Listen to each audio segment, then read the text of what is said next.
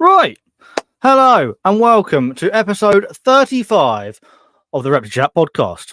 Not only is it episode 35, it is the first episode of 2024. So happy New Year to you, lovely, lovely lot. I hope you enjoyed the madness that was December and the 12 pods of Christmas and the great big fat ReptiChat quiz of the year. There's a lot changing here. Me personally with the reptile keeping. So if you've listened way back to episode 19, where Paul Monitors kindly co-hosted the episode, you will know a little bit more. I'm going to do an update at some point soon. Don't know when.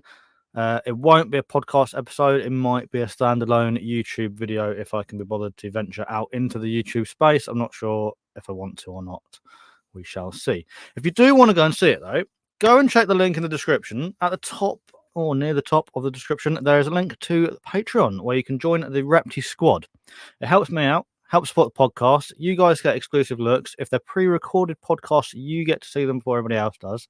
And I may or may not have some merch coming soon as well. Anyway, that is enough of me plugging myself because nobody wants to listen to that. I will do a quick, I don't know what the word is. Let's have a look through the comments quickly, see who's here, and then we will get our guest on. So who's in the comments? Paul, yes, this is alive. Fiona, are there subtitles available normally? Hey, Dan. Hey, Michael. Who else have we got? Laura is in the chat as well. So she will be in the comments as well as chatting to me. And last but not least, by any means, Mr. Early Gang himself, Viv Visions, is also there. Right, so that is the shout-outs done, I guess. So, my guest is sat there in the green room, waiting very, very patiently. So it's about time we should introduce her. Today's guest, the first guest 2024, is a little bit different from my usual guests, but one that I think is going to be a really great episode. So without any further ado, let's please welcome Laura from Deadset Company.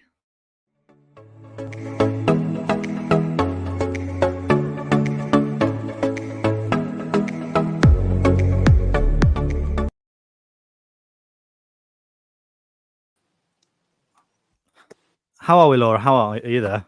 I'm good. Hello. I can hear you. Fantastic. So, thank you very, very much for coming on. Sorry about the little starter there. I forgot that I got myself a new intro and I got excited about watching it. I was like, oh, that's cute. Yeah, that's a brand new one for 2024. Anyway, that's enough of that rubbish. So, thank you very, very much for coming on. I think I'm going to start today's episode with a little bit of a trigger warning, possibly, because I've got no doubt that we're going to sort of discuss the ins and outs of sort of taxidermy and preserving animals and things that have passed away. So if it's not your sort of thing that you want to listen to, please, thank you for tuning in, but probably best you guys come back next time. But for the rest of you, we're going to get stuck in, really. So if you haven't listened to the podcast before, I like to start the podcast off with a section that I call Get to Know. It's basically this or that questions, just to get to know the person a little bit behind the social media account. For regular listeners, I've had a bit of a change up for the questions for this year. So let me know in the comments what you think of the questions. And Laura, if you're ready, we will get started with the questions. Yeah, fire away. Fantastic. So nice and simple. Cats or dogs? Dogs. Snakes or lizards? Snakes.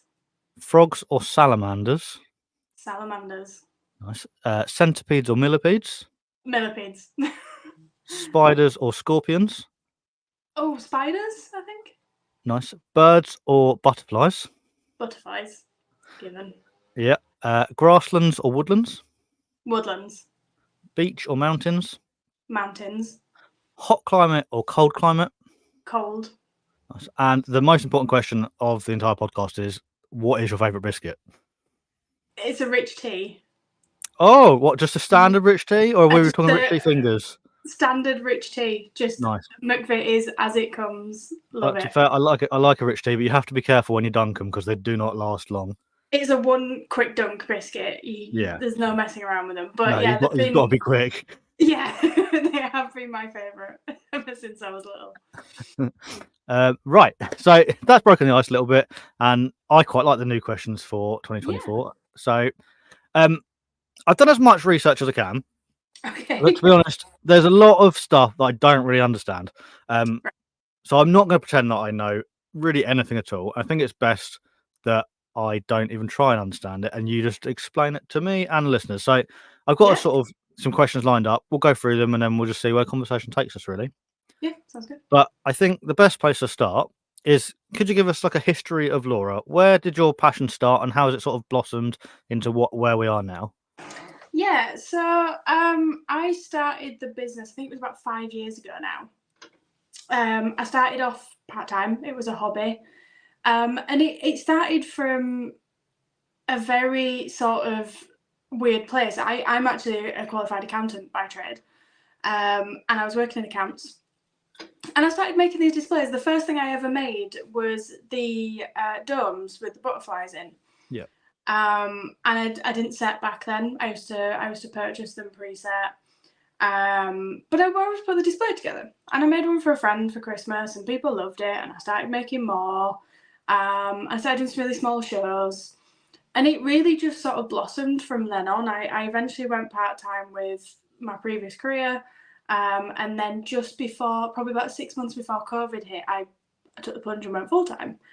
And over the last 5 years, things have sort of slowly progressed. So I did my first tarantula for Christoph at Tarantula Room. Yeah. He contacted me and said, I've seen what you've done, blah, blah, blah, do you give it a go? And I'm like, literally don't know what I'm doing, but yeah, let's do it. And it turned out great, and I was really impressed. And then somebody said, oh, can you frame a molt for me? Again, don't know what I'm doing, but yeah. And then I actually got into the hobby side of it more, started learning about it more, and that's when I learned to pin insects, and then I sort of progressed my skills from then on, just from like, research and knowing a few people in the hobby and whatnot. And it really has just naturally blossomed over the last 5 years. And Yeah.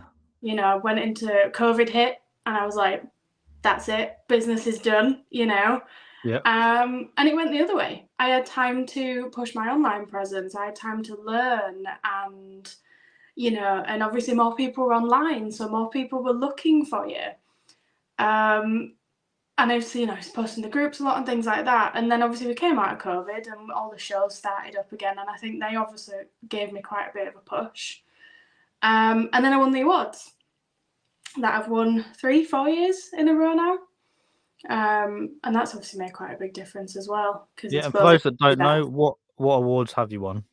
So I won Most Original Artist in 2020, which seems like forever away now. It does seem a long time ago. Yeah. And then for the last 3 years after that, I've won Taxidermist of the Year for Yorkshire. So it's not UK wide, in fairness. That's still cool. I didn't even know that was a competition, to be fair. Yeah. So the first one, somebody nominated before. Still no idea who it was. So I got nominated, and it's like a panel of judges. Every year it's a different panel of judges as well, which I think is really interesting, because it gives you a bit more sort of feeling of accomplishment when you win multiple years, because it is a completely different panel of judges. And they've got to have, I think it is at least 10 or 5 to 10 other applicant people in the categories for it to be a category. So yeah, so that's really cool. And that obviously made a bit of a difference, I think. And obviously it's a nice little pick-me-up, isn't it, Yeah, definitely. And to be able to say you're award-winning as well, which that's just another cool thing, isn't it? Yeah. All the time. Yeah, I would too. I used to be really embarrassed by it, and I know that's really silly, but I never used to be able to talk about myself or the things I do, because I used to just think, well, it's just boasting. Yeah. And then through, people and friends and my partner and stuff, they're like, no, like, you've won these awards. You work hard. Yeah, too right. So now, yeah, it's like its website, it's everywhere. I think it's on my banners at the shows and everything. No, that's cool. I would be doing exactly the same thing. That's very cool. Yeah. So yeah, bit of a I suppose COVID helps. COVID helped quite a lot of people in some ways, and yeah, Yeah. That's really good. So I would, before we get straight in, like into the proper Deadset Company bits, do yeah. you have any animals at home yourself, or have you kept any reptiles or exotic animals in the past? So I actually, not a lot of people don't know, but I actually used to be a really big reptile breeder. Right. My ex fiance, my first time I was engaged, um, was well into his reptiles. We were 18. And he got me into it. He bought me my first reptile, which was a bearded dragon, a white hypo one. And my love for them just blossomed from then on. So I had the beardie, and then we got a few snakes. I remember the first animal I bred was a royal python. Yeah, cool. 4 eggs from it, 4 massive eggs. Everyone hatched out. They were fantastic little babies. And then we had, I think, something like 150 reptiles at one point. We had a whole, when we bought our house, we used the biggest room in the house. Yeah, For the reptiles, I had an iguana that had the full room. that's really cool. Iggy, yeah, she was she was, yeah, a beast. And we had a boa. We had a lot of common things: pictus geckos, leopard geckos, things, and we had a few more. We had like horned lizards and all sorts. So yeah. So Yeah. and then when we split, I ended up with another reptile keeper. And we bred things like red-eyed crocodile skinks. Okay. We Oh, that's we were really one cool. of the first people in the UK to breed and successfully raise the young. Yeah, and there's still not many people doing that now. No, and all it was is we had Tick and Tock, which is ironic now, thinking of TikTok. They Were were they named after TikTok, or were they named after the crocodile from Peter much Pan? before. Do you know my ex-partner at the time named them, and I don't Yeah. even know why he named them that, but they were well caught, and we ended up breeding them, and we had 3 or 4 successful Wow, generations out of them. Two that's of really them good. went to a college, like a reptile college, for breeding with their stuff. And then a lot of people might know that I do actually do the social media for the IHS now as well. So Okay. I'm still very much within the hobby, and I still have I have a little sand boa, Kenyan sand boa, Yeah. male. He's horrible, if I'm perfectly honest with you. And I recently got my other half a little royal to raise as his Oh, first nice. reptile. So she's very cute. She's Yeah. like a little pastel or something. So I've just got them now. I used to have a few tarantulas, but to be honest, they've got older, they've matured out, passed away, Yeah. and I just have not really got any others since. So Oh, that's but fair enough. yeah, so I've been in the reptile hobby. I mean, I'm 29 now, so just over 10 years, Yeah. and obviously stay within it with obviously the IHS and stuff. So No, that's cool. It's nice that you can have those connections, and you're still part of it without having to worry about having 150 animals at home to I feed and couldn't stuff do as it well. now. Not with the business now. No. I loved it. Was a full-time job, Yeah. and things like that. And I think space-wise now I have 4 dogs and things, so it's not Yeah. not Yeah, it's hard. Like responsible. I haven't got anywhere near that many, but we've got 3 dogs as well, and it's really hard just managing the bits and bobs that I've got, plus the dogs Yeah, and the yeah, yeah, children and my wife and yeah, everything. So. yeah, That's cool though. So it's nice that you got a bit of experience in everywhere and yeah. whatnot. So let's get into what the people are here for, which is Deadset Co. So that Yes, is your business. Like I said, I don't know a lot about it. I might use the wrong terminology, so if I do, please correct me. I won't be offended at all. that's Um, fine. but first off, I suppose what is it exactly that you do? Because I keep referring to it as taxidermy, but I'm understanding that's just one of the skill services sort of Yeah, that I you do. suppose so. Like taxidermy and entology is a very broad term. It is really there's so many aspects of taxidermy and there's so many aspects of entology. Um, Most people would just call me a taxidermist. That's what I refer to myself as. And you have to like fill in your car insurance and it Yeah. asks what you do. And they always ring me up and go, "I'm sorry, you what?" And I'm like, like great, here we go. So yeah, I think that effectively is what I do. I do a lot of different things. I do the bone work now, skull cleaning, the insects, which is still a huge part of my business, and the wet specimens. But it all sort of loosely, broadly sort of falls under that taxidermy bracket. Right. Okay. No worries. And all of these services are, from what I understand, or most of them are available for anybody that has sort of lost an animal. Is that correct? Yeah, so obviously there's so many different options because it really does depend on what you preference, what you like, what you don't like, and also sort of the animal itself. Yeah. But yeah, I do probably 50% of the work I do nowadays is pet commissions. Okay. A lot of it is still the framing and the domes, which are like Yeah. the bare basics that I've always done, and then there's a little bit of the resin side, and then there's the wets and the skeleton work. Because skeleton work's a more recent thing. The skeleton work is really cool. I was looking. You've Yeah. got is it a mole on your shop at the moment that's Yeah, he's framed? just sold. He got to his new home today. She sent me a message. So That was really, really cool. I really yeah, he liked was that one. really, really cool. He cleaned up really nicely. I've got them all. I've just listed the ram skulls. Yeah. Although 2 out of 3 have already sold. Oh, and I've just done this this little character, little snake. Oh, that's really cool. Like might be a thingy. Yeah, That's a commission. that's fantastic. Weighting his base and stuff. So yeah, it's a more recent sort of thing that I'm doing, and obviously it's very time consuming. So it's Yeah. something that I don't do super often, if you get what I mean. It's sort of a couple of year type thing. I've done like a few snakes and things. They take forever. So Yeah. No, there's a lot of little pieces. yeah. So if somebody wanted to use your services for an animal that's passed away, Yeah.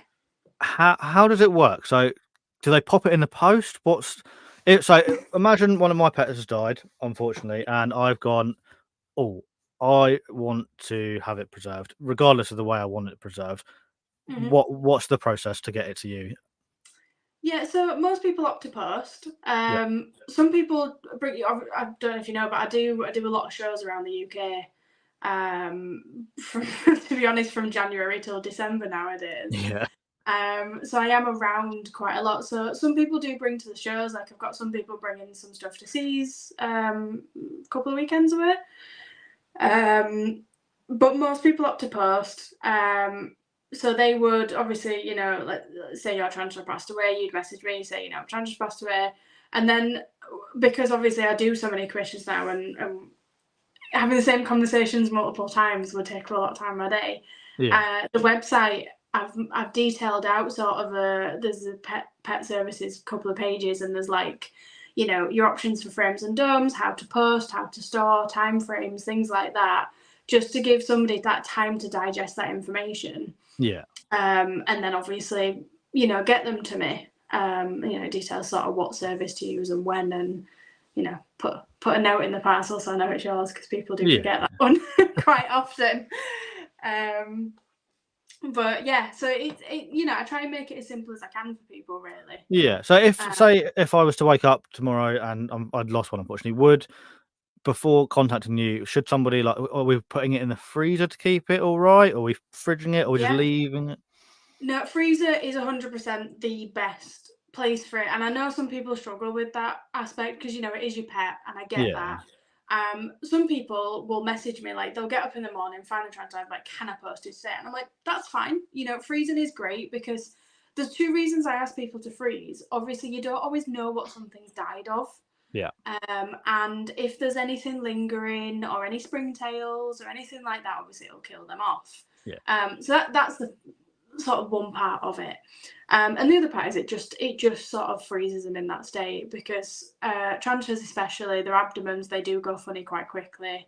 So it's really important to sort of stop or slow that decaying process. And like the fridge would be fine for like overnight, but freezer really is the best thing. So like I'll say to people, like, freeze it how you're going to package it. I think it's a really good way of putting it, because then they can literally grab that. A lot of people use cricket tubs because if they've got tarantulas, everyone's got cricket tubs. Yeah, or locust, whichever. A bit of tissue in it, tarantula in or whatever, pad it round, can't get thrown around, bang that in the freezer, and then all you have to do Monday morning is pop it in a box, put something around, put your name in it, and post it off. So you're not faffing around then.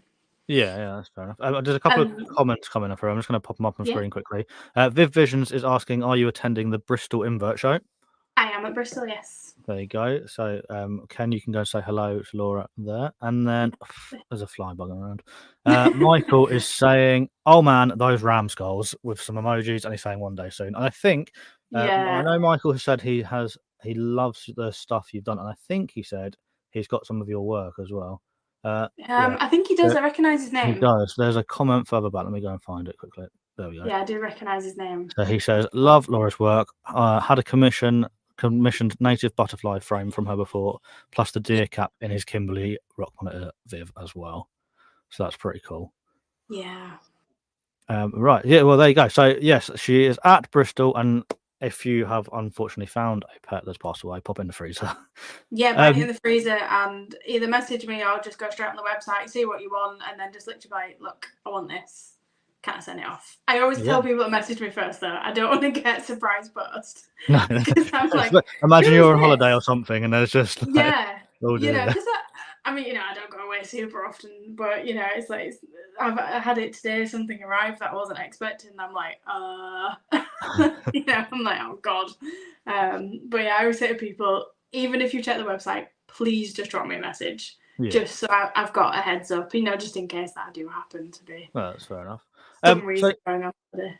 If you're happy to go through it, I'd quite like to sort of go through the ins and outs. I've written in my sort of notes of each process, but I imagine there's lots of different things. So I'd quite like just to do a couple of things.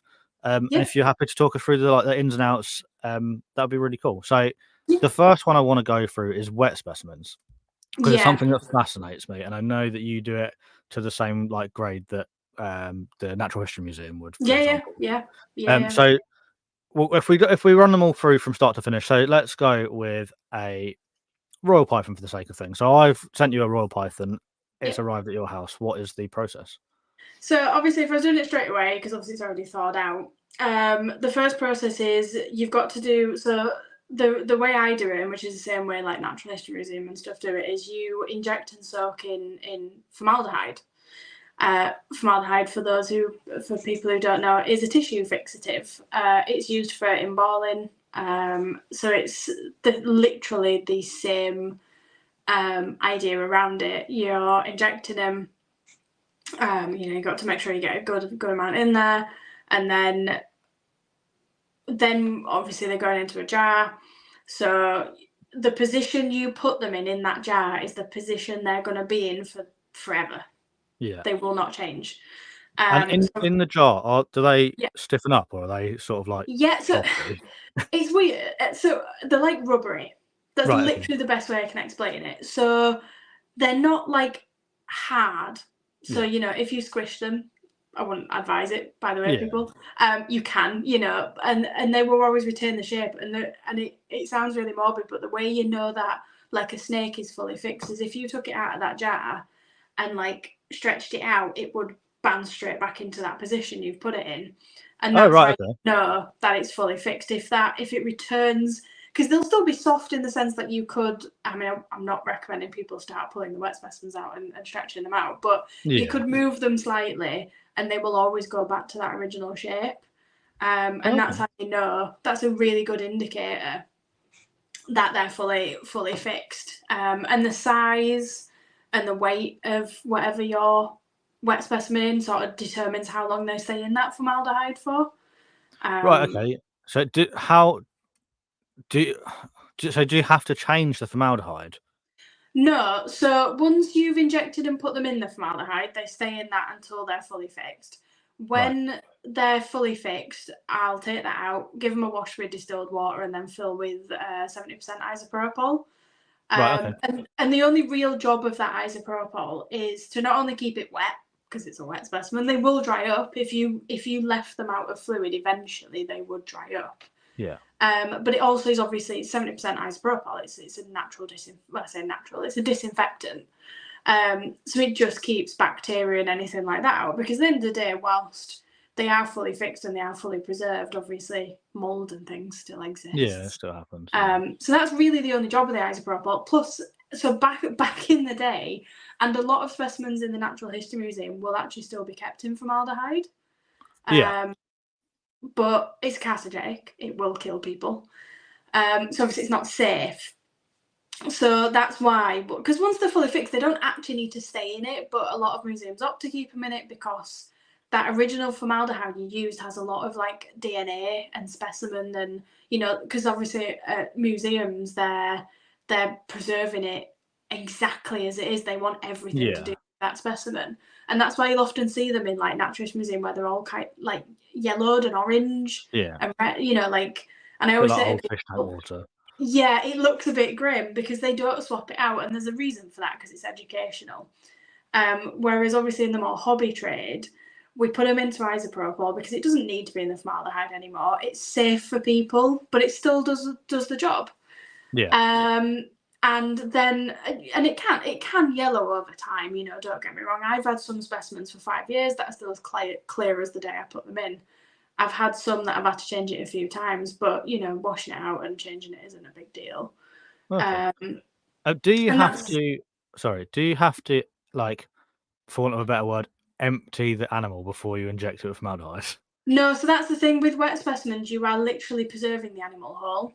Right. So this is what I say to people. So some people will prefer to keep the animal exactly as it is. Yeah. And reptile sort of mounting, like traditional taxidermy, isn't really a big thing. It's not really a very commonly known trade. And it still involves removing parts of the animal, obviously, and replacing that as you would with normal taxidermy. Whereas wet specimens, everything is still there. Yeah. So I've just actually preserved an adult royal that died of being egg bound, and you can still see the eggs in her. Yeah. And they will stay in a, it'll keep that shape and it'll stay like that. So yeah, they literally stay whole, exactly as they are. I won't cut into them, touch them, just inject them, and that's it really. Okay, that's really interesting. Just a Yeah. couple more comments whilst we're here. Yeah. So Viv Visions is saying, "Would you ever do lizard skeletons?" And I've actually I've done got, some. yeah, I've just, if I can remember how to do it, I've been on your Instagram. Yeah, there'll be a few on So there. hopefully, is that on the screen? I don't know. Oh, something's happening. Yeah, there Yep, we go. there we go. There's So me. Oh, there, Ken is a chameleon. So yeah, there we go. That answers the question, really, I suppose. Do you yeah, do a that lot, one's a lot of them? Yeah, so I've done quite a few chameleons actually. Chameleons have been a really popular skeleton build for me recently. They're really, it's impressive actually. Like with seeing the cask and stuff above its head. Yeah, yeah. Obviously, I mean, I didn't know a huge about chameleon skeletons before I did my first one. They are super fragile. They are really, really difficult to sort of preserve because the rib bones are just so fragile and so thin. You really Yeah, do have to be delicate with them, and obviously they've got these really cool head shapes. And I think a lot of people don't realise that is actually bone I've got with a Yemen chameleon at home, and with a I had fatty no deposit. idea there was bone inside Yeah, that. yeah, it is actually bone. Yeah, so that gap in obviously the top, that's where the fatty deposits sit. And similar to like bearded dragons, where they get those fat bits on the heads, it's a Yeah. very similar thing. That's where they store all their excess fat and things. So a good sign of a sort of healthy chameleon is obviously having a nice fat deposit there. But yeah, so I've done a few chameleons, done a few bearded dragons. And I did some monkey-tailed lizards for Taran. He used to own bioactive. Okay, monkey tail skinks. Yeah. I did Yeah. her pair of his monkey tail skinks, which he's actually got in a vivarium. He's got in a Oh bioactive wow. vivarium as it's a bit of a test because I'm like, I don't know if anything bad will happen, and he's like, I don't know either. So, Yeah. There's a um, couple more questions coming through yeah, regarding yeah, the lizard. So we've got Michael, who's on screen at the moment, saying, "How are all the bones attached?" glue. Literally, Okay, just as it's straightforward as not that. anything that crazy. I mean, depending on how I do the specimen, with chameleons, I actually leave a tiny little bit of the tissue still, the connective tissue, so obviously not like the normal skin and stuff, Yeah. and that will keep it a tiny little bit attached. Then I'll go through and use glue to secure any other bits. But yeah, it's not anything that sort of out of there really. It is Yeah. just a bit of glue. Is it just, I presume, like a super glue? As it's not anything fancy. Yeah, like super glue, modeling glue. Yeah. Because obviously super glue has that like shine to it. Yeah. So you can use like modeling glue and things like that. Just any sort of strong bonding glue. Okay. And then Somebody told me the other day that they use nail glue. Not really sure how well that works, but I have no idea. yeah. And Viv Visions is asked, how do you get it down to the bone? So this is the bit that I won't obviously go into like super detail, because Go into as much detail as you want. it is. So obviously they come to me. I will take all the skin off, as sort of close to the bone as possible without damaging it. Take out the organs, which is always the most fun part. Although I've got a really good knack to it now, I'm getting a lot better at it, just getting them out in a full. Well, I have to. Was that fun, sarcastic, or it is actually no fun part? It depends. Obviously, like some people's pets die of diseases and things, which obviously can change the internals. So I skinned a bearded dragon that had been put to sleep, and it was actually completely orange on the inside, which was really bizarre. Way. And I messaged her. I said, "Lucky, do you want to see?" You know, obviously I asked because I don't want to just send her the insides of her animal. But I said, like, "Do you want to see it? It's really interesting." And she's like, "Yeah." And it was completely orange. And she said to me, "Oh, well, he had liver failure, so it's potentially either the liver failure or the drugs." But it stained the whole inside of him like a yellowy orange. It was really bizarre. And like I've done snakes where they've had like fatty deposits down the side of them and stuff. So you do sort of. I've started as a bit of a side thing, learning. You know, I'll sometimes message somebody like, "How did it die?" You know, out of curiosity, and they'll say, "Oh, you know, so and so," and then from that I can look at the insides and be like, "Oh, that makes sense actually." And I might sometimes message them and say, "Oh, well, if you're interested, you know, like it did have some." There was some internal bleeding, or you know, these sort of things. So it depends how they've died. You know, if they've had a bit of an internal issue or they've fallen. I've had a few where the geckos have fallen, sadly. When they've got a bit older, obviously it all gets a bit mashed. So that's never as fun. But I am getting a bit of a knack of it. And then you have to, you know, you do have to take the eyes out and the tongue and things like that. You basically, the idea is to take off as much of the non-bone parts as possible. And then it depends on the animal, really.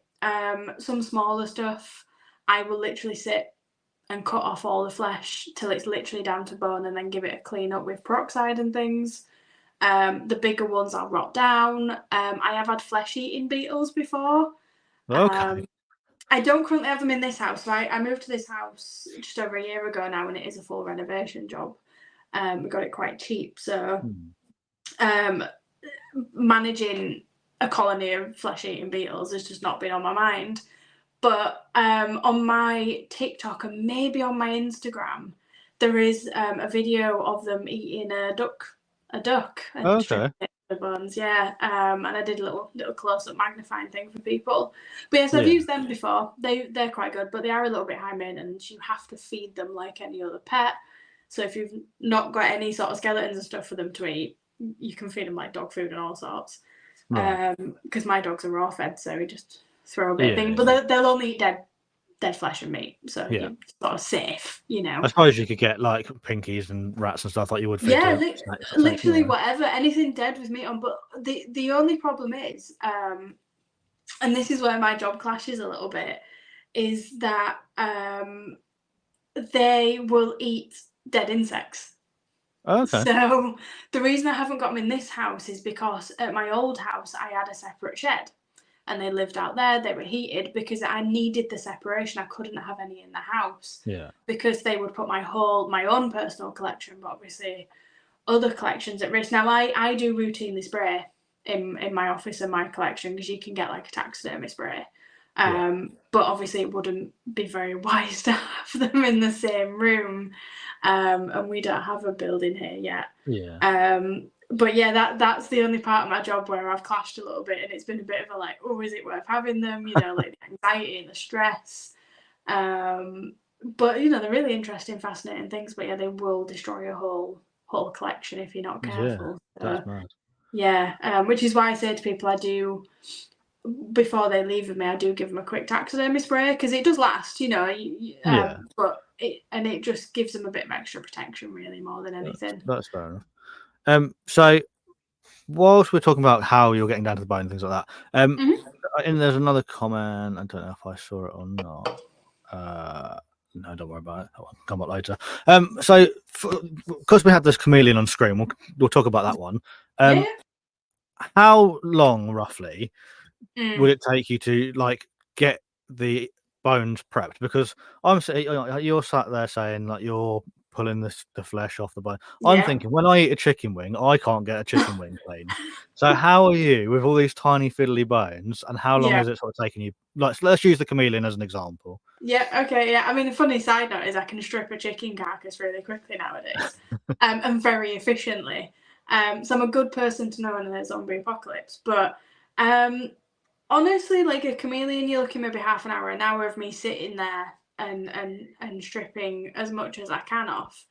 And then it's sort of there's two sides really. With like the chameleons, I use the method of picking off as much as I can and then using the peroxide to clean because the bones are just so fragile. Yeah. And that can take a couple of days because you'll sort of put it in the peroxide, take a look, take some more flesh off, put it back in, and keep repeating that process till it's clean.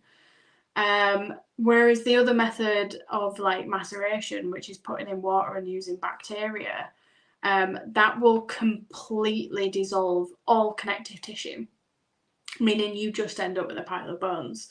And that includes the skull. Like the skull for that snake head I showed you was in more pieces than I even thought a skull could come into one. Right. Because Okay. all the plates and everything, they use connective tissue.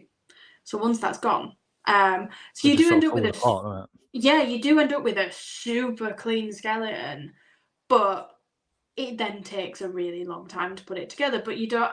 It depends on the animal. Like snakes, you have no choice but to do that. Yeah. Which is why they take so long to build. And I say to people, snakes are probably one of the most expensive things I do because they have so many ribs and vertebrae, and it's not like they have a very progressive size difference. Yeah. And you really have to sit there and look at it. Like with a chameleon and stuff, they sort of start off smaller, get bigger, go smaller again. Fine. Whereas with snakes, it's and same for the ribs. They start off small, but then like they'll tiny, tiny little differences till they get bigger. And if you mess that up, it's really noticeable. So you sort of have to lay it out, check it, and things like that. So it is very time consuming. The more you do it, Yeah. the quicker you get in theory to a point. But yeah, I usually put aside about half an hour to sort of skin a chameleon sized Oh, okay. That's to be fair, that's animal. not as long as I was expecting it to say. I thought you were going to No. say a few days. So, No, I'm quite quick now. I mean, it used to take me a little bit longer than that, but yeah, I yeah. tried to sort of just sit and really focus on getting it done. Okay. Some bits are a bit hard, like getting the skin off the skull and stuff is a bit tricky, but Yeah. it's not so bad. It is really it's something. It's a bit morbid, but it's definitely something I'd like to have a go at. If you know what I mean. Like, Mm. but, Michael Yeah, has if you can asked. stomach it, if you can Yeah, I stomach think I'd be it, fine with that. yeah, that's usually people's biggest hurdle. Is Yeah. can I stomach it, especially when it's your pet. I didn't, so I've actually got my baby dragon that I was telling you about. I've got his skull. Yeah. I didn't clean it up. I didn't have the heart to do it. I got somebody else to do it. Yeah, I can see it being difficult. Like I Yeah. can, I was like, I used to go shooting quite a lot, and Okay. we used to, like rabbits and things. Like I can skin Mm. rabbits. I'm quite happy to take them to pieces they're usable for food, and then the Yeah, dogs and yeah, whatever. But I've never gone down to the point of like stripping it down, and then I've never yeah, taken that, like for want of a better word, taken an animal apart with the yeah. idea of me putting it back together afterwards as well. Yeah, yeah. Because you effectively are. To be fair, Yeah. you. Michael has asked how much would a commission work like that cost? And he was talking about the chameleon. So Okay, the so same sort of size lizard, chameleon, bearded, yeah, etc. so chameleons I charge 160 for plus display because that'll include like a standard display, like on a stake on a base. If you want like a glass dome, for instance, I do just add that on because especially with like chameleons and stuff, they can be like 20, 30 quid. So Yeah. it's up to people what they want to pay and what they can afford as well. So with a chameleon, you're looking anywhere from sort of 160 to 220 as a base example. It changes a little bit, I do the little metal plaques, they're like £10 and stuff. And if you wanted something, like I always say to people, like if you want something really specific that I don't just have, I just charge what it costs to get in, I'm not, I've charged what I need for, the sort of chameleon side of bits and stuff. But, I added some fake mushrooms in for somebody, I just charged a sort of the cost, and I think maybe £1 on top to cover me putting them in or whatever. But yeah, so that's, and I think beardies generally tend to be the same price. I did one in a really long frame because she wanted him completely flat, so like tail straight and everything. I think that came in at like 180, 200. It just depends on the materials a little bit. Like if specific frames cost more and things like that. But yeah, that's generally a good base. And snakes do start at 200 because they're just, there's a lot of fiddly bits. Yeah, it's just the time, like they really are, like the stripping and the cleaning and then the putting back together especially is really, where that time constraint comes in.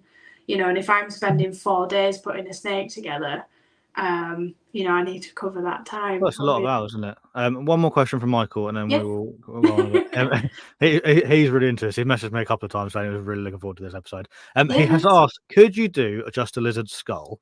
And would the person need to send the whole animal or just the head? So, yes, I can do skulls. I do a lot of skulls because it's obviously a cheaper option for a lot of people. And not everybody wants the skeleton, which is fine. It's totally up to the person. One of my good friends in Scotland had a Burmese python, and I was like, posting a whole Burm doesn't really make sense. No. So he did take the head off. I've had people who just want a crested gecko skull, and I'm like, look, I know it's really gory. Do you want to just send me the whole thing? Because they're not that big and not that heavy. So it really is up to the person. If they're comfortable or want to or would rather, obviously separate it. They can. If they want to send me the full thing, I'm really not bothered because, sometimes I'll say to people like, am I fine to use the skin? Or, do you have an issue with me turning some of the bones into jewellery and stuff? Because there's bits and bobs you can do, and, some people are fine with it. I say to some people, do you want me to bury them? Because I have like a little bit of a pet burial area in the garden. Because obviously, or I say do you want it returning? Some people do. So it really is, I'm flexible, to people. I've done quite a lot of skulls in little jars. I've done a few necklaces. I did a crested gecko necklace. And I've got that big snake skull there, which is going on a nice little plinth and stuff. So I'm quite flexible. And just a question that's popped into my, is there anything animal wise that you won't do? Is it insects and reptiles, or is it animals as a whole? So say frogs maybe, or done a few.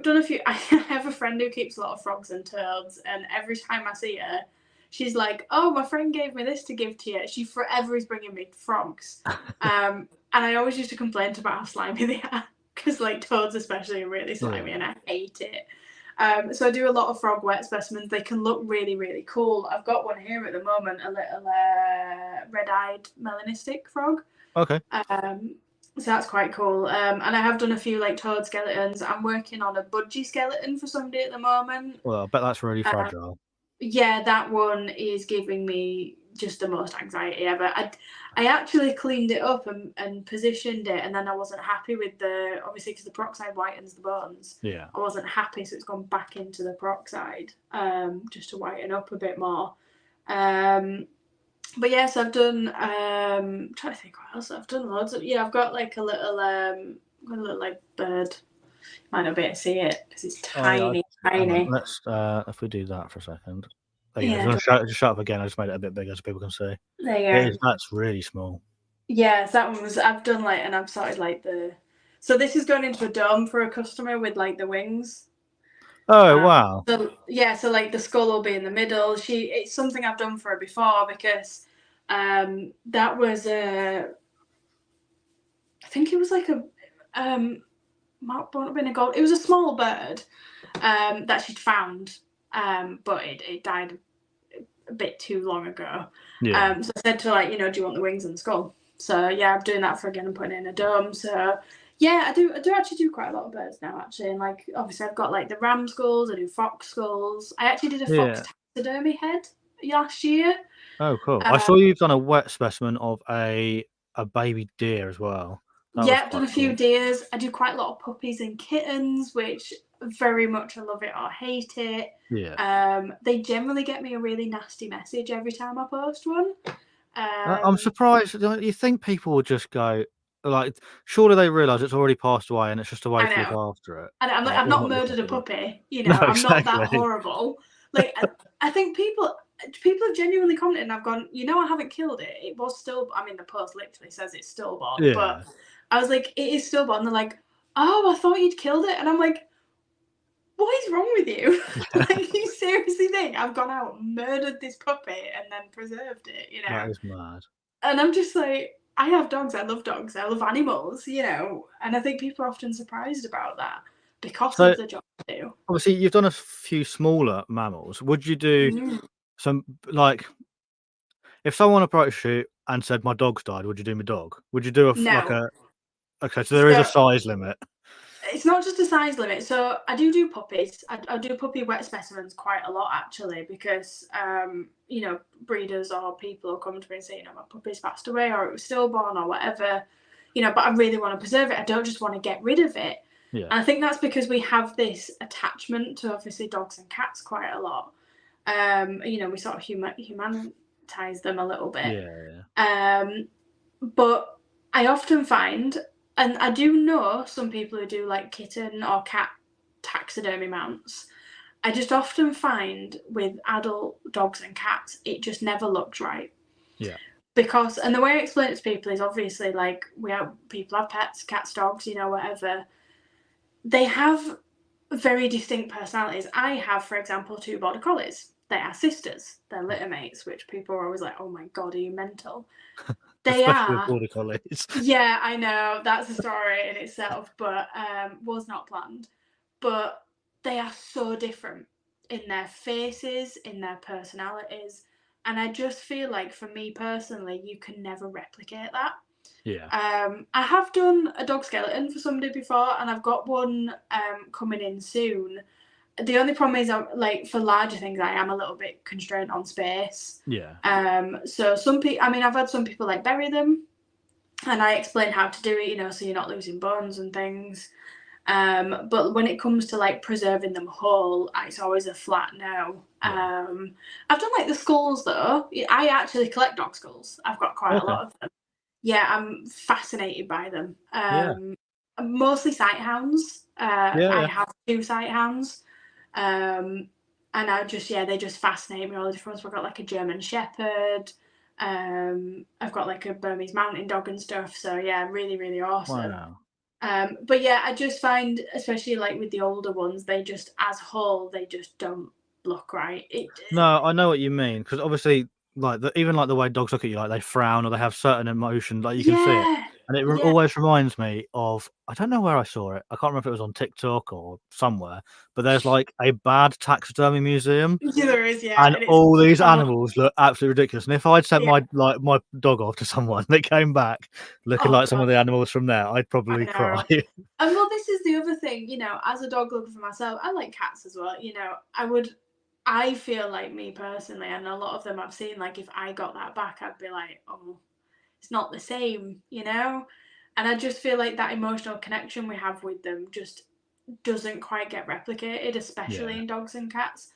It's different with things like birds and insects and stuff, because whilst they do have personalities, I think they're a lot less emotive in their facial positioning and shapes. Like, Yeah, I know what you mean. birds literally, they can't frown and things, but with dogs, they just do these certain things.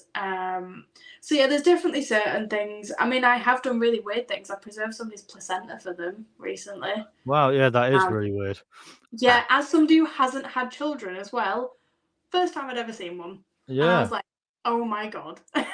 It was wild.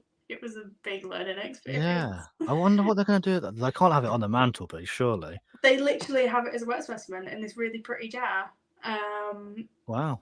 It's wild. Obviously there's a lot of laws and stuff when it comes to humans, but as long as you are returning them to the owner, it's Returning the fine. body part to the person it belongs to.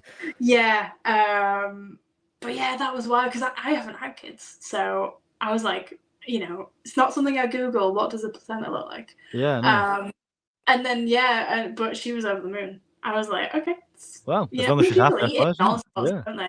Try it out and other bits. But yeah, that was definitely one of those things where I was like, wow, okay, this is where I'm at in my career now. Yeah. Yeah, wow. That's not something I was expecting to come up today, to be fair, but there we go. No. Every I haven't day. posted it on my page for obvious Yeah. reasons. I feel like I will really have a cult of people coming for me then. Yeah, no. So on your website, I was having a look, and you've got something listed on the website as curios, and I googled curios, right? Mm-hmm. And that I cannot find a definitive answer to what that is. So I don't know if I was just googling the wrong thing, but what is a curio or a curios? Yeah, no. In taxidermy world, curios and oddities are like little bits, like the butterfly wing domes. I do. Yeah. It's basically a term. It doesn't really have a meaning, I suppose, but it's basically a term for those little bits that you collect. These little collectibles, like shells and but like just bones as themselves and these little domes and stuff. They're all like little oddities, little curios that are just these little items that don't really have a place or another word for them effectively. Okay, that makes sense. So yeah, it's just a terminology that we use sort of in the taxidermy world. That I think once you know what it means, it makes a lot of sense. No, it does make perfect sense. Yeah, I googled it and I was like, "That's definitely not what that is." I can't remember what it was coming up with, but it definitely wasn't what I was expecting it to be. So I thought I would ask the question. So obviously, this isn't your typical, typical hobby or now job. But if somebody wanted to have a go at starting to preserve something or perhaps do a wet specimen, because I know there's a few people in the comments chatting about wanting to have a go at doing their own wet specimen. Yeah. What would your advice to them be? Where can somebody start? Because I presume it's not something that is particularly easy accessible, but at the same time, it is if you know where to go. Yeah, yes and no. There's a few things I say to people that some people think it's cheaper to do it themselves sometimes. And I often say to people, like, I'm not trying to gatekeep or be rude, but I promise you now it isn't. Unless you were going to continue doing it, because there's a lot of costs involved. There's the safety equipment for ones, because formaldehyde is a very dangerous chemical. You need specialized masks, specialized filters, you need goggles, you need gloves, you need needles, and actually it was a little bit more accessible before like Amazon and eBay and stuff banned the sale of them. You have to get them from specialized medical places. You have to buy them in bulk now, which is really annoying.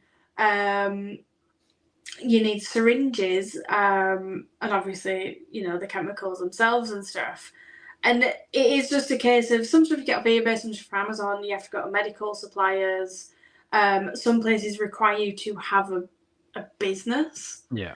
Especially for things like formaldehyde. I mean, I picked up 25 litres of formaldehyde recently.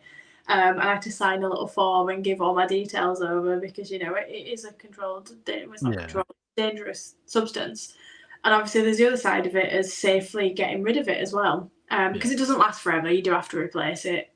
But, you can't just pour it down the drain. Well, you can, but you shouldn't. You shouldn't. And that's it really. And it is something that if you do it wrong, it will go wrong. Yeah, and I suppose if someone's having a go themselves, they are. It's probably a pet that has. Yeah, and I always say don't to want to ruin it. Please don't do it on your own pet. Please, if you've got no experience, because whilst it could go right, there's a high chance it probably won't. We all had to learn. We all had to get somewhere, and I don't want somebody to message me in 2 weeks' time and tell me it's ruined or ask if I can fix it, because I probably can't at that point.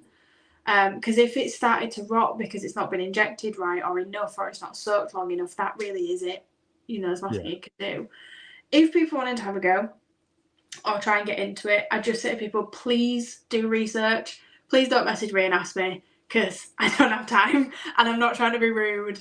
It is just a case of time, No, that's fair enough. And you've got a business to run as well. So if you're telling everybody how to do it, you're never going to make any money. Yeah, I'm not going to make any money, and that'd be really bad business practice. Yeah, there is a lot of information online, genuinely, and I am looking at things of doing classes and talks later down the line once I'm settled in the house a bit more and we've got more space. Because I'm not trying to gatekeep it. A lot of people do it, and there's a lot of information online. But some people prefer to learn in person or online or things like that. I'll be talked through it, and that's fair enough. But do your research. Really do your research. Please try not to do it on your pet the first time, because if it goes wrong, I really don't want somebody to be upset. And just, it really is important to get that PPE. You have to get filters rated for formaldehyde. A dust mask is not going to do it. I heard of a girl who had to go to hospital recently. When you buy these chemicals, they'll give you a sheet and say, don't breathe it in, don't drink it. Nobody reads the sheet. But nobody reads it, do they? I get a sheet now and I'm like, all right, but I know what I'm doing, and it really is a dangerous chemical. Same for the isopropyl as well, though, to be fair. I've got a friend who's a taxidermist, and he was washing something in it with bare hands and actually gave himself an overdose, and he got really sick. Oh, blimey. So whilst I'm not trying to scare people, I think people need to be aware that you are using dangerous chemicals. And whilst it is a fairly straightforward process, there is a lot of learning there. Like I say, bigger things need to wait longer or need to be injected more. You can also over-inject and they look really weird. But then you can under-inject. So that's a good point. It is something you have to learn. So there's a comment from Paul here. He's been chatting in the chat, and I know he has got a couple of. He's got a baby Aki. I think he's got a 2-headed Aki and a 2-headed Kimberly rock monitor hatchlings in his freezer that passed away a while ago, but he didn't know what to do with them, so they're in there. And I know he's looked into it and wet specimens, and he's saying that he thinks these are too small to inject. So is that a thing? Because you were saying you can overdo them and stuff. You can get really fine needles. I always say to people, it is really important, no matter how small. I mean, I have literally injected hatchling ranking dragons that are, a couple of centimeters big. You can get really, really fine needles, and whilst they might not get much inside them, it is still really important to do that area. I've done hatchling corn snakes. It is fiddly. It is difficult, but it is still really important, because you can just soak them, but they're never going to preserve right. And whilst they might last a really long time, they also might not, and that's the sort of risk. I've got a few 2-headed things in my own collection. I've got a 2-headed corn snake, a 2-headed Rankin's dragon, because the girl said you can only have it if you're going to keep it. And I'm like, no, I want it. I want it for my own collection. Don't worry, it's not going anywhere. So, like I say, you can get away with it, but it is really advised. I mean, the needles are in weird, measurements. I can never remember what they are without having them in front of me, but you can get really, really fine ones. And, they are literally, pinpoint fine, just to get something inside them, just because, obviously, they're not going to be drinking the formaldehyde. They are dead. Fiona is saying in the comments, so what she's hearing is leave it to the professionals. I think that's what I'm getting for the most part as well, definitely. Yeah, I don't want people, I think people misunderstand sometimes, you're gatekeeping or you're not allowing people to try it, and it's not about that. Like I said, there is so much information online. And to an extent, if you actually read what's on my care sheets and stuff, you can actually probably work out what you're doing. And there's people who've done YouTube videos and things as well. It's just, it probably won't be cheaper. That's the main thing I always say to people. I know people have this idea that, you're only injecting it with formaldehyde. It's not just about that. And as far as I know, most people don't have formaldehyde rated filters hanging around, just laying around in their house. But it is something that once you know what you're doing, it is fairly straightforward. But I wasn't amazing at it the moment I picked it up. No, that's fair just and positioning and everything. People say did you get it into that position? I'm like, yeah. There's little tips and tricks and things you learn over the way. But you have to position them and stuff. But if people want to have a go, by all means, just make sure you really do read up on it. You know, that's the most important thing. And be safe. That's great. There's lots of comments coming on as well. This is the last question I'm going to ask on the comments about pricing, because if people want to know, they can DM you if they are serious. But Michael and Paul are both asking the same sort of question. So, how much would you be charging for a hatchling wet specimen? And they're both talking about sort of baby monitors or baby pink tongue skinks. So they're all about the same size. Yeah, like little bits. Yeah. So when people usually come into my agency, you're looking 10 to 20 quid plus postage, and that includes the injecting, the thinging, the wash, and the first wash through of alcohol. You can legally post a very small amount of the alcohol without having a specialised licence. So for some of the smaller bits, I can actually post it with that first wash of alcohol. Probably will go a bit gross and you'll want to change it, but it also might not. Just because that's the first wash through of getting all like the remaining formaldehyde and fluids out. But yeah, so any of the little bits, some are a little bit more, like I think I did one that was like 25 because they wanted a really specific jar that I had to buy in. That cost me like 6-7 quid. So obviously I added that on. But yeah, so it does depend on the jar. But if you just wanted like one of the, I tell you what, I'll reach this one because it's hand reachable away. If you wanted like one of the really standard size jars, so this is like a little vial with a little frog in it, you'd be looking 10-15 quid, you know, for a little hatchling. Because I do try and keep them reasonably priced. To be fair, I was expecting you to say a lot more than that, so I think that is very reasonably priced. Yeah, and you know, hopefully that answers the questions that are going on in the chat as well. I don't want to be asking you all the, otherwise we'll be there all day just doing quotes. Fiona is saying that she would be very interested in classes, as is Paul. And to be fair, I would be interested in class as well. That would be really cool. Paul, one more question. He'll be sending that. I'll be sending that stuff. How do you send it? Paul, we did comment. We did go over that right at the beginning of the podcast. So go it's back pretty much the same as insects. So have a little look on the pet services bit, and there's a bit of like package and posting. It's the same basis, you know. Post it frozen, post it next day. So yeah, check out that link. Yeah. Somebody else, I think it was Michael again. Let me find it. Where's the question? There we go. So this was something that I hadn't got in my notes because I forgot basically, but I actually would want to cover this as well. As long as you're all right, because we have been going for an hour, but if you're happy to keep going, I'm quite happy. Yeah, I'm fine. So Michael has said he's debated trying pinning before. So obviously pinning there's no injecting or anything. So perhaps if somebody wanted to try, this is maybe somewhere better to start. And I know that you do a lot of pinning. I do a lot. So where would be a good place to start with that? And whilst you're explaining that, I'm going to see if I can find an example on your Instagram. So on my YouTube, there is a tutorial actually on pinning. I did a female atlas moth that I'd bred. Pinning a freshly dead specimen is always easier than pinning out a dried out one that you've got to rehydrate because they're just a lot more flexible. So I breed a lot of death-head hawk moths, done a few atlas moths, things like that. It's a much easier place to start out. Obviously, there's still costs involved. You know, you need pinning boards, pins, the paper for holding the wings down. Some people use glass, actually. I don't use that method. Some people use tweezers to move the wings. Some people use pins. There's a lot of different ways, for arguing words, to skin a cat, you know, as the term goes.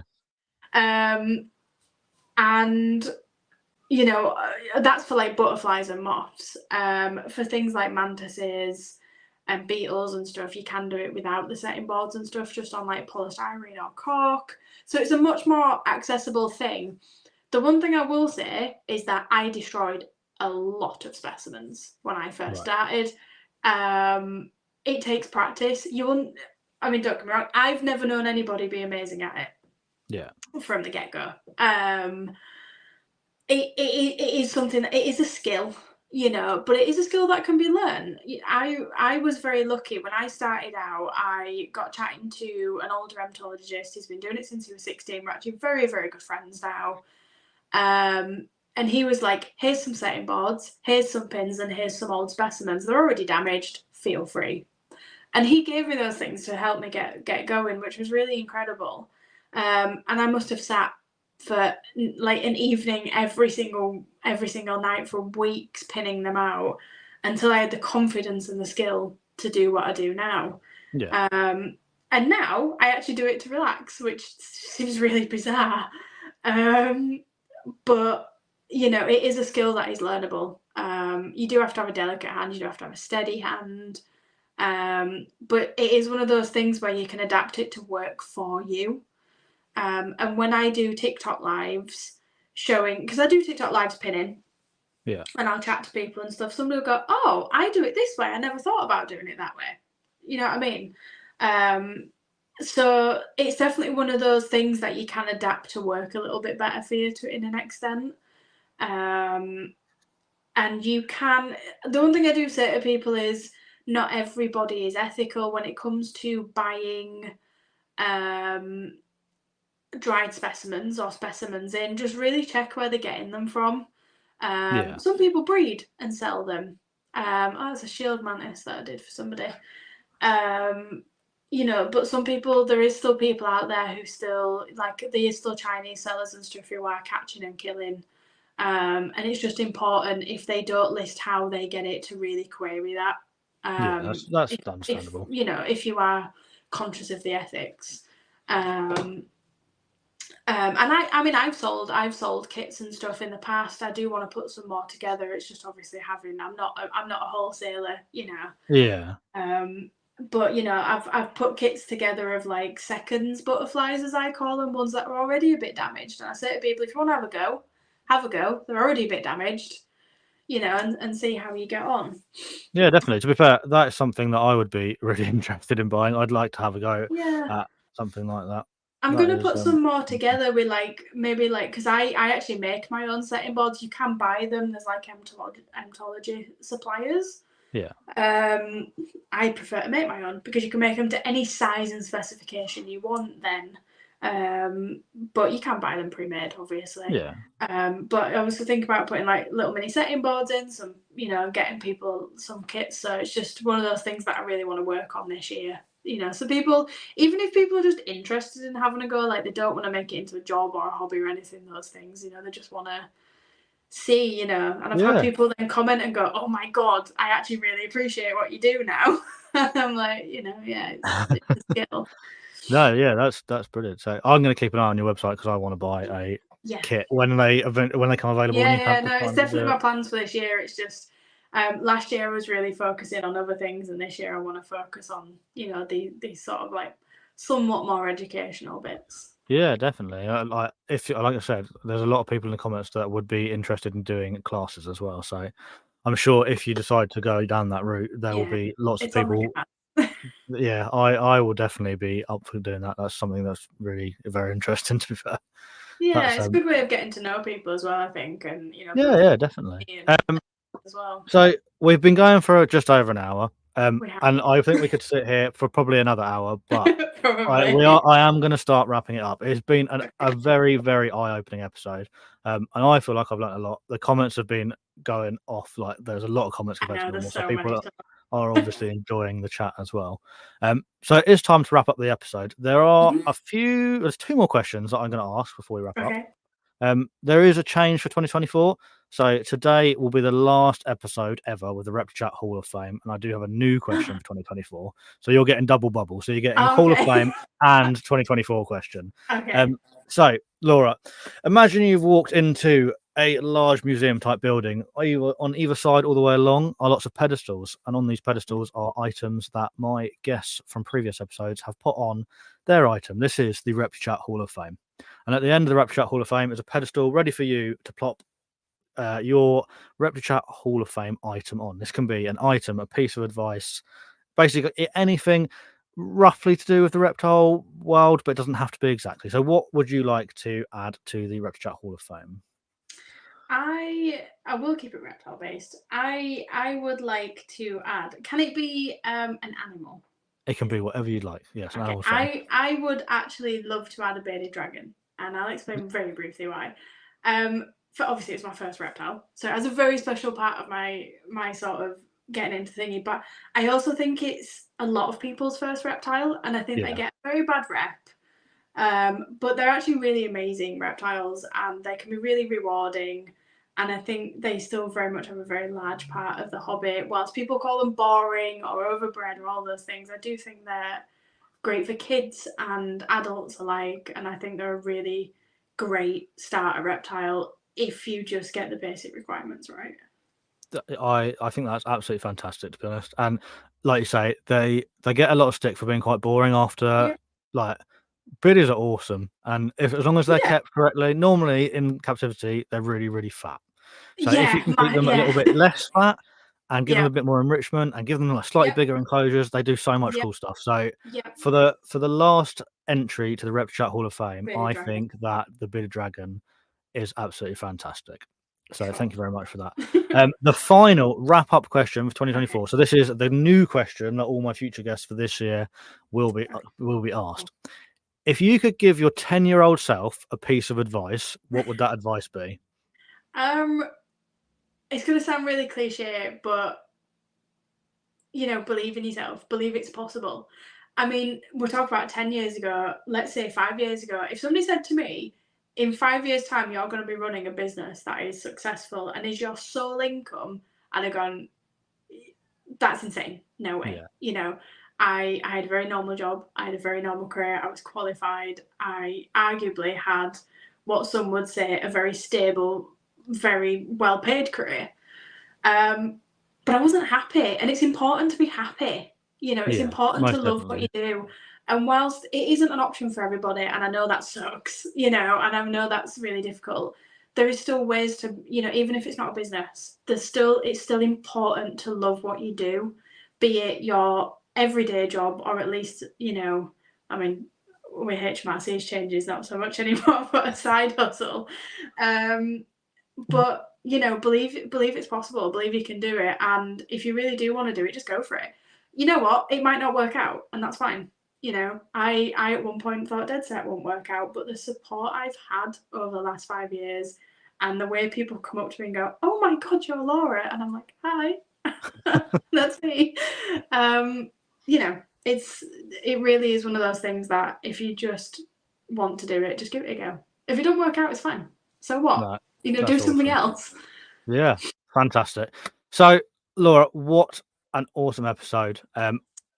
Great start for 2024, and I've really, really enjoyed it. If anybody wants to know any more about Laura and Deadset Co, then there will be some links to her socials in the show notes below. But as she did say, please don't bombard her with loads of messages saying, how do I do this? How do I do that? I'm not trying to be rude.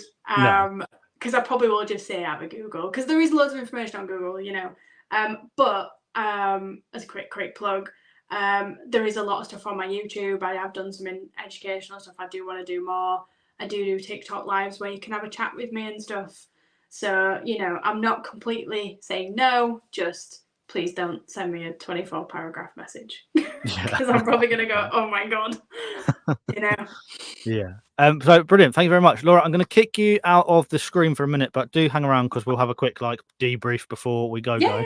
But that is it. So if you want to say goodbye to all the people, thank you very much for coming on.